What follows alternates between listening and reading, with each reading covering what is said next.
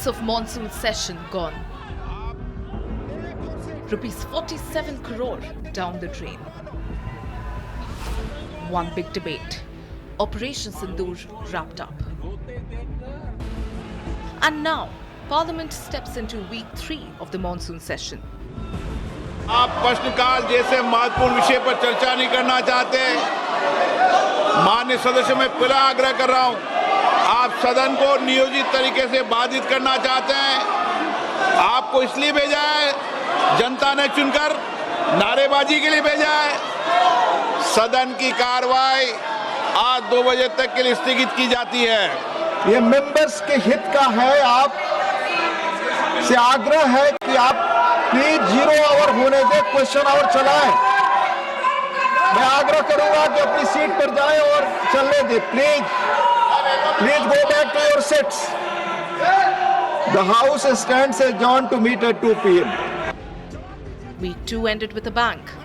Home Minister Shah, Prime Minister Modi, BJP President JP Nadda and EAM Jaishankar, all leading from the front and center. आप निकाल दीजिए पाकिस्तान के सारे बयान और यहां हमारा विरोध करने वाले लोगों के बयान फुल स्टॉप कॉमा के साथ एक है। क्या कहेंगे इसको?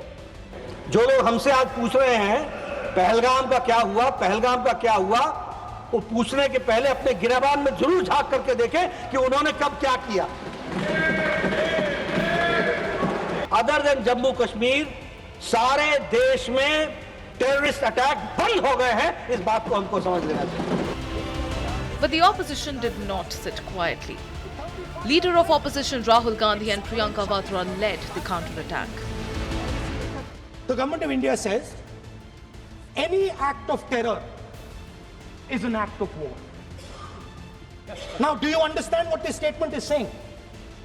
What this statement is saying is that any terrorist now who wants to make India fight a war has just got to do one attack in India. मतलब आपने पूरी की पूरी पावर आतंकवादियों को उठा के दे दी। इस देश के नागरिकों की सुरक्षा की जिम्मेदारी किसकी है? क्या इस देश के प्रधानमंत्री की नहीं है? क्या इस देश के गृह मंत्री की नहीं है? क्या इस देश के रक्षा मंत्री की नहीं है? हम आदरणीय प्रधानमंत्री मोदी जी से जानना चाहते थे, अगर पाकिस्तान वाकई में अपने घुटने टिकने के लिए तैयार था तो आपने क्यों रुका, आप क्यों रुके और किसके सामने आप झुके, किसके सामने आपने सरेंडर किया? So with Operation Sindoor done, what next in week number 3 of the Parliament?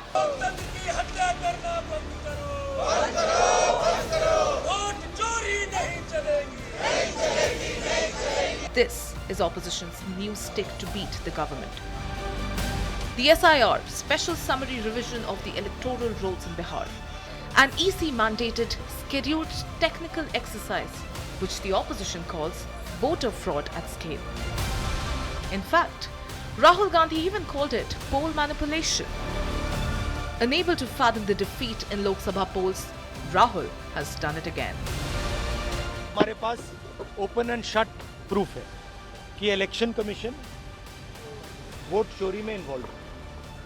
और मैं लाइटली नहीं बोल रहा हूँ, मैं 100% प्रूफ के साथ बोल रहा हूँ। और जो हमें मिला है वो एटम बॉम्ब, मतलब एटम बॉम्ब है, फटेगा तो आप इलेक्शन कमीशन आपको दिखेगा नहीं हिंदुस्तान।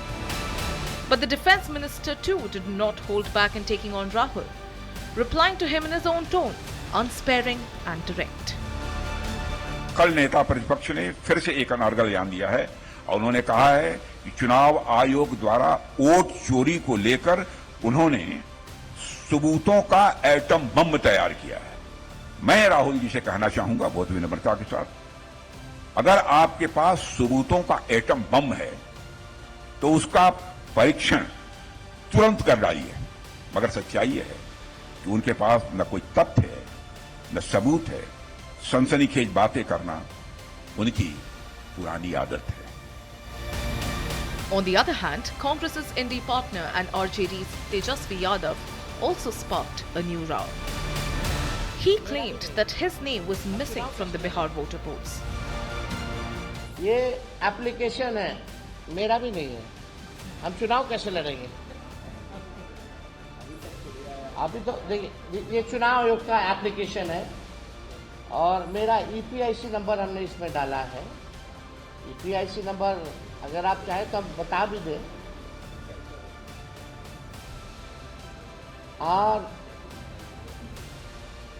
RAB 2916-120 इसमें कैप्चा आता है। हाँ, अच्छा आ रहा है। अब हम डालते हैं, आप देखिए, डालो।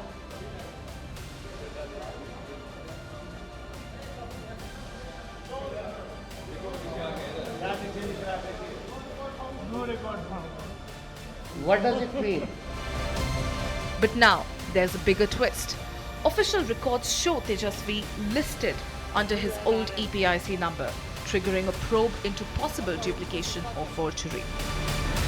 BJP's Sambit Patra did not hold back. He slammed Tejasvi Yadav's victim card, alleging a cover-up and demanding answers from both the RJD and the Congress bloc. 2020 में भी आपके तेजस्वी यादव जी चुनाव लड़े थे, विधायक बने थे। 2025 का भी आप देख सकते हैं इलेक्टोरल रोल, जिसमें अभी जो जारी हुआ है, दोनों में इस कोने पे आप एपिक कार्ड नंबर देख सकते हैं। आप देखिए 2020 और 2025 का एपिक कार्ड नंबर एक ही है, किंतु तेजस्वी यादव जी ने एक नया नंबर अपने ही वोटर कार्ड का दिखाया, जो गलत नंबर बताया गया था। कल प्रेस कॉन्फ्रेंस में जो बताया गया था वो वोटर आईडी कार्ड देखिए आप। तो दो वोटर आईडी कार्ड हैं, एक वोटर आईडी कार्ड जो मैंने आपको दिखाया और वह एपिक कार्ड के साथ यह है, और दूसरा वाला यह है जिसमें दूसरे एपिक कार्ड नंबर का जिक्र कल तेजस्वी जी कर रहे थे। ये है तेजस्वी यादव की हकीकत। 2 weeks in and beyond Operation Sindoor and SIR, there has been no coherent push from the Indie bloc. SIR is very important for us. SIR, let the SIR be discussed. And of course,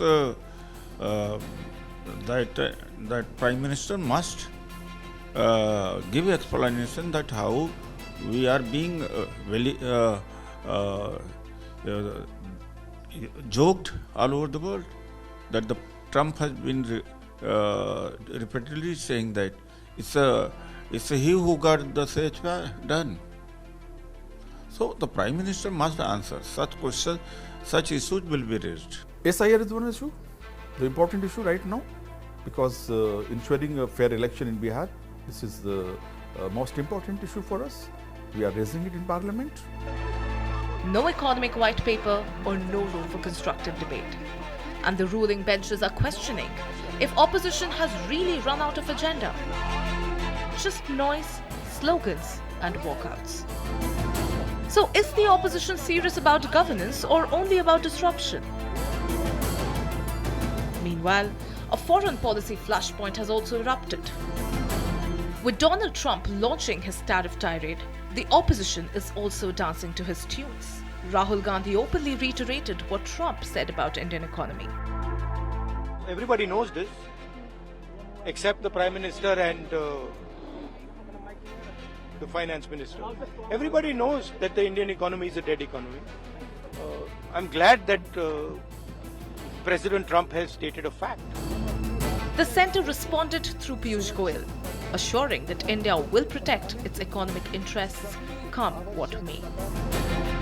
मात्र एक दशक से भी कम समय में Bharat fragile 5 अर्थव्यवस्थाओं में से निकलकर दुनिया की सबसे तेजी से बढ़ती प्रमुख अर्थव्यवस्था बन गया है।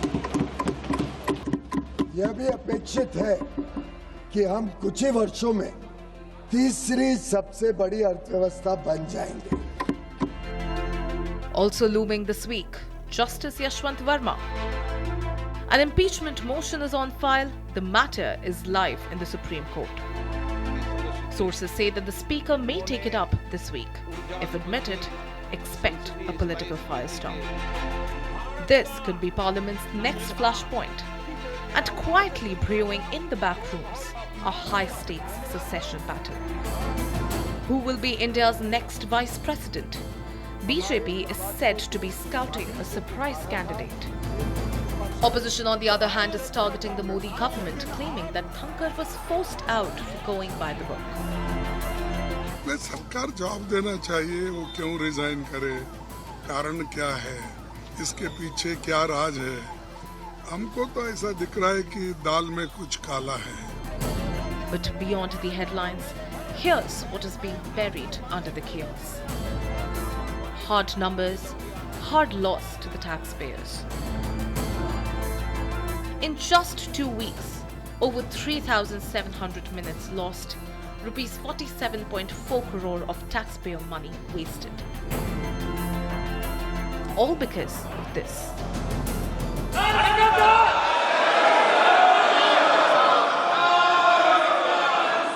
क्वेश्चन नंबर 181 श्रीमती लवली आनंद.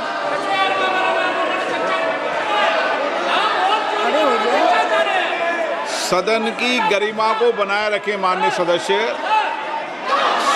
बैठिए. मैंने पहले भी कहा था, तख्तियां नारेबाजी से करेंगे तो सदन नहीं चलेगा. सदन की कार्रवाई आज 2 बजे तक के लिए स्थगित की जाती है. So as week 3 begins, Parliament must ask itself some tough questions. Will the opposition find a real agenda or just recycle outrage? What is the ruling dispensation gunning for? The only agenda of our party or the government is to ensure that at least the legislative business must get ratified or passed by the Parliament as required under the rules and regulations of the Parliament. And most of all, will Parliament finally work, or will the taxpayers bleed more crores into the chaos?